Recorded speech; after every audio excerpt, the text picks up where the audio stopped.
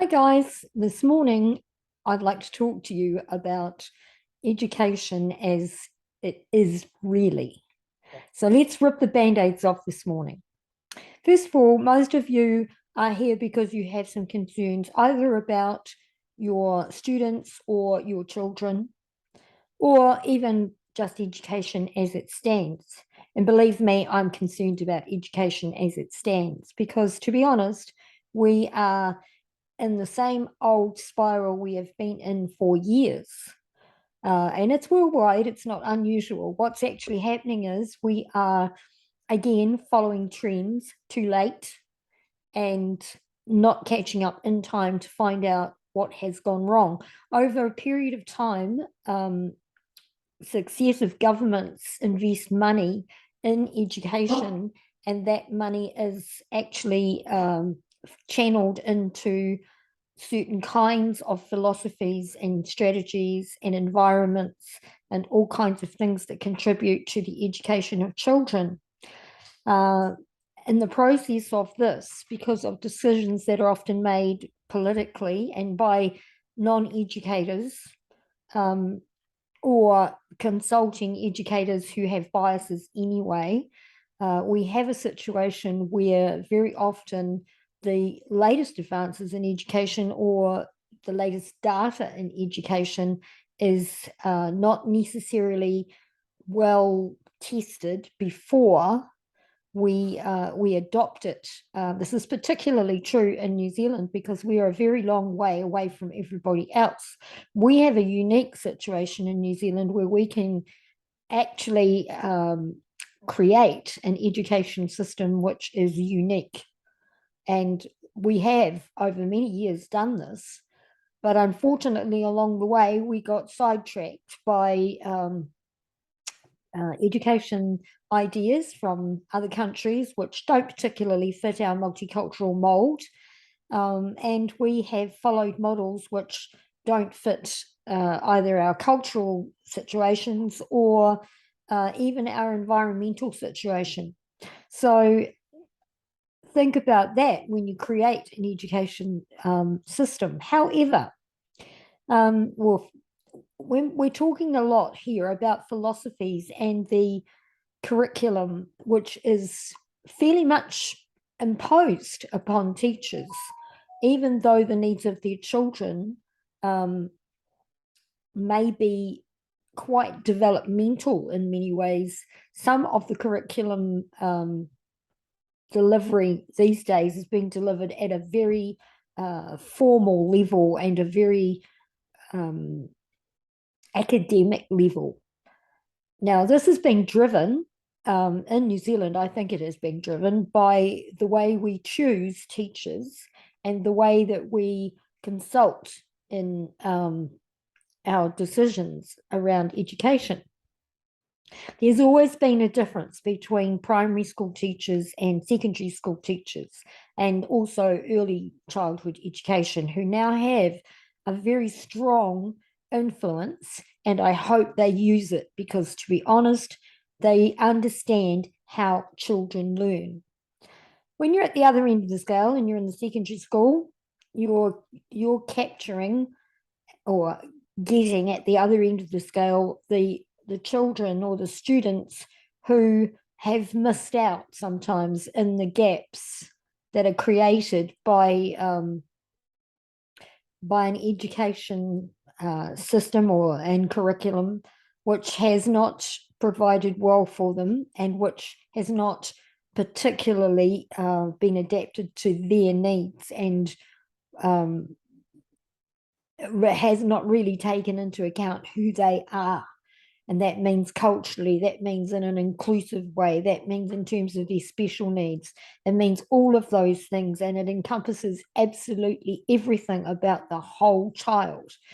So we're taking a more ecological approach to education in New Zealand at the moment, which I'm very pleased to see. But unfortunately, there has been a huge impact with the need for evidence-based practice to look for more and more and more assessment and less and less and less teaching.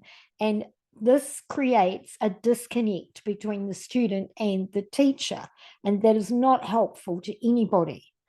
And one of the things I'm noticing, I've just been reading about the structured literacy programs, etc., and the ideas behind that. And, there is a great need for phonological awareness, but you would think, by the way that I see this or hear about this idea being talked about in different places where I have educational colleagues, you would think that phonological awareness is the only part of what structured literacy is about, where in actual fact it has many interwoven strands.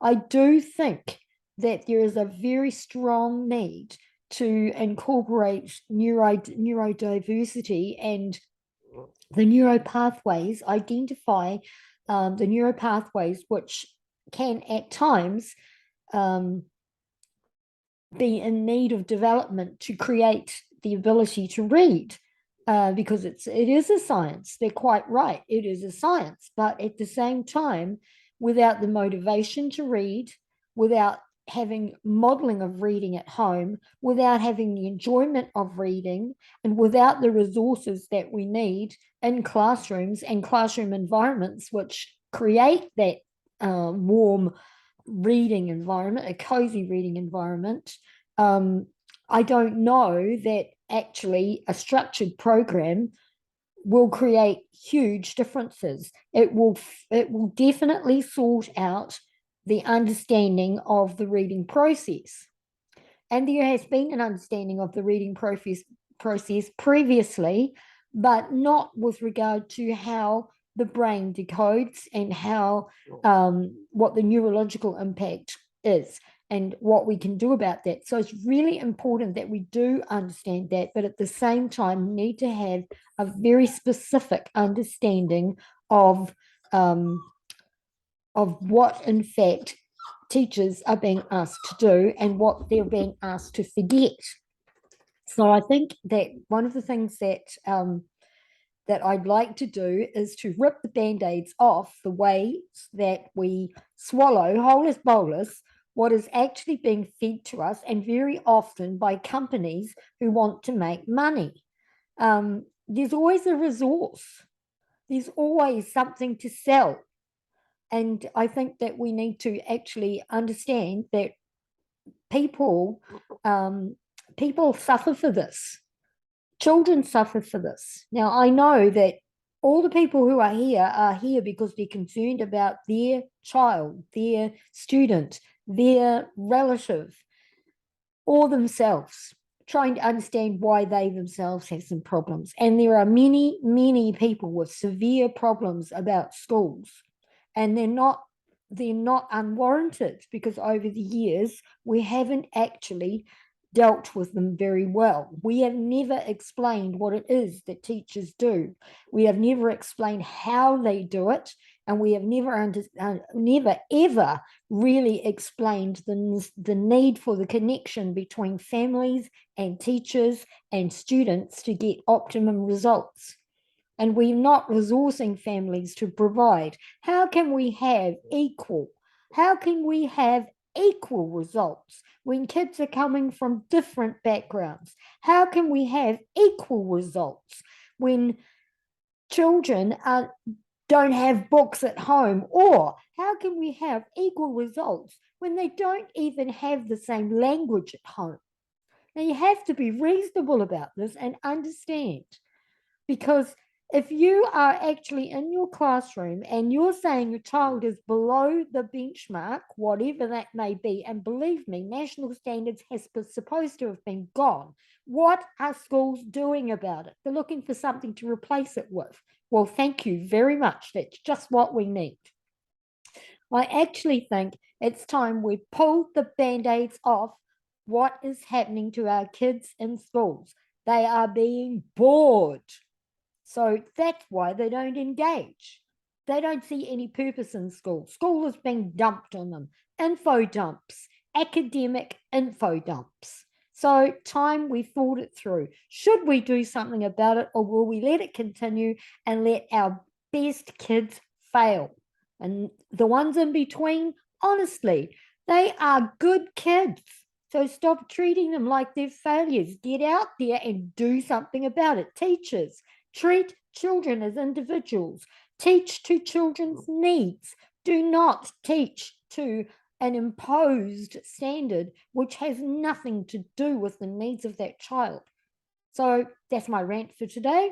And I hope you got some tips out of that. I know it's very difficult to put into practice, but at least if you have some feelings about it and understandings about it, you will create a fun environment for children. The most important thing to take out of this is, yes, structure is important. Yes, assessment is important, but so is motivation. And you will not get motivation out of interactive whiteboard lessons with kids on the mat for 40 minutes.